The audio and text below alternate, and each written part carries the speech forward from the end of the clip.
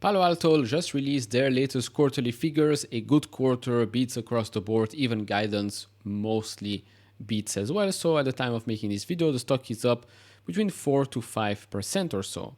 Now remember, at the start of the year, we had that huge drop for Palo Alto Networks, the stock. Why is that? Well, because they changed, let's say, the business a little bit. They went towards a more platform style.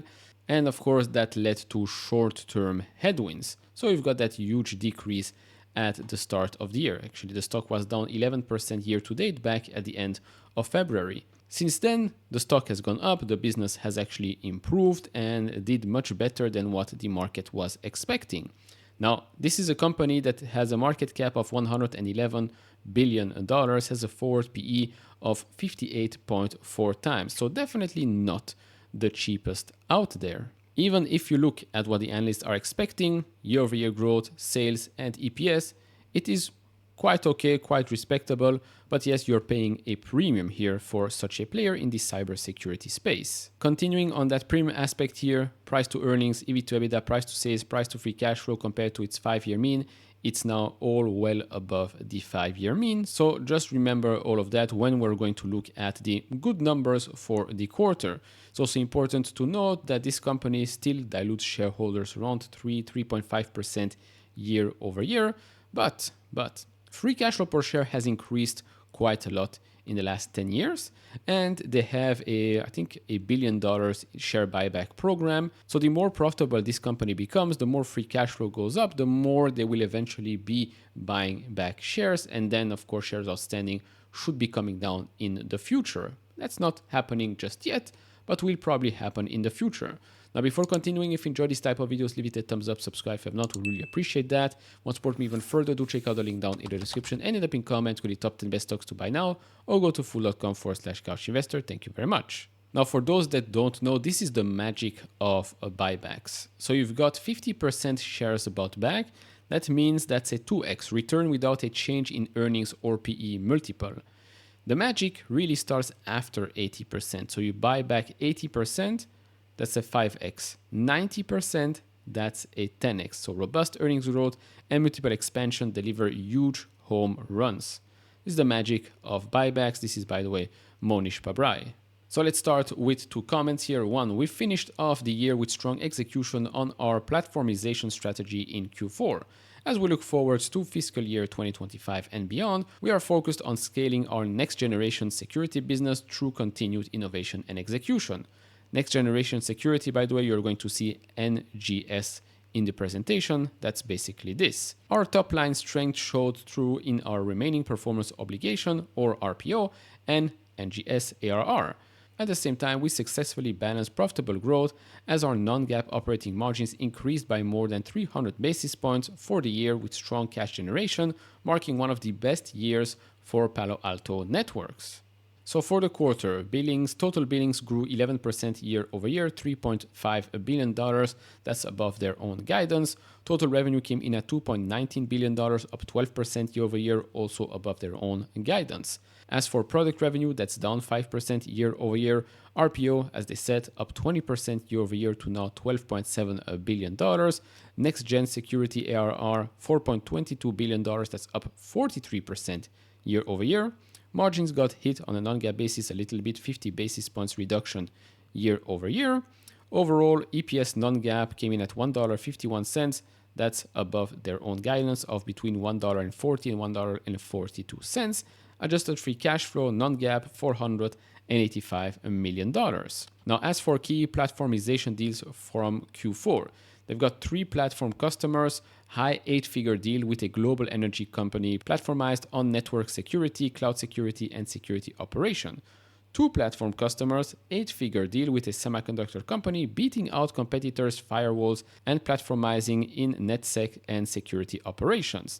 They've got another platformization deal, 8-figure deal with the US financial services company, platformizing on security operations for greater efficiencies and enhanced security efficiency. They also got a 9-figure deal with a global media and entertainment company, that's an expansion deal by the way, that has platformized on NetSec and has purchased appliances, VMs, and secure access service edge. As for the great performance in the second half, so they say the second half acceleration allowed us to outperform across the board in Q4. They focused execution against top line targets.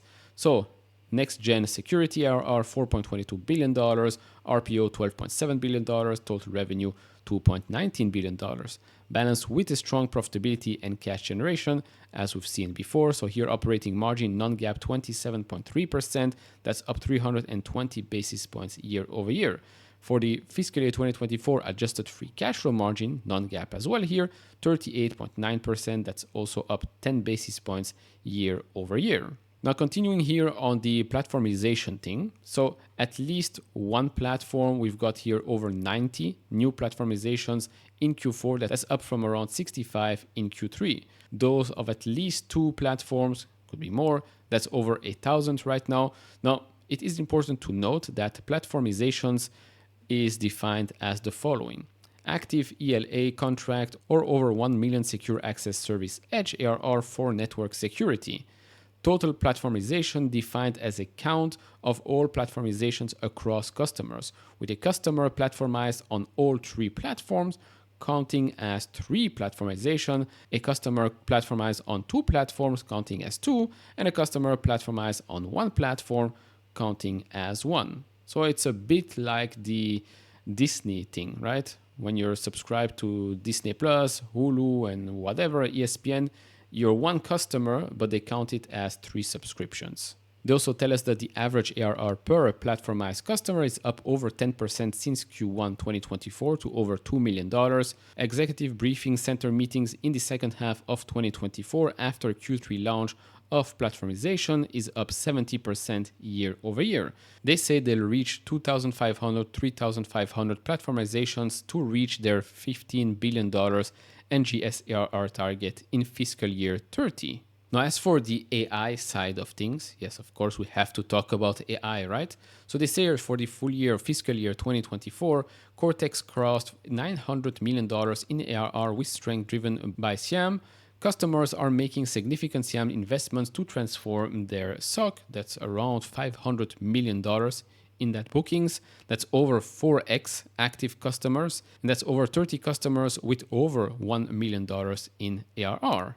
As for Cortex ARR, that's over 900 million, over 6,100 active customers, and around 150 Cortex average ARR per customers. And so what do we get here? Well, they're encouraged by early momentum in AI ARR. Fiscal year 25 launches, so gaining scale and growing rapidly.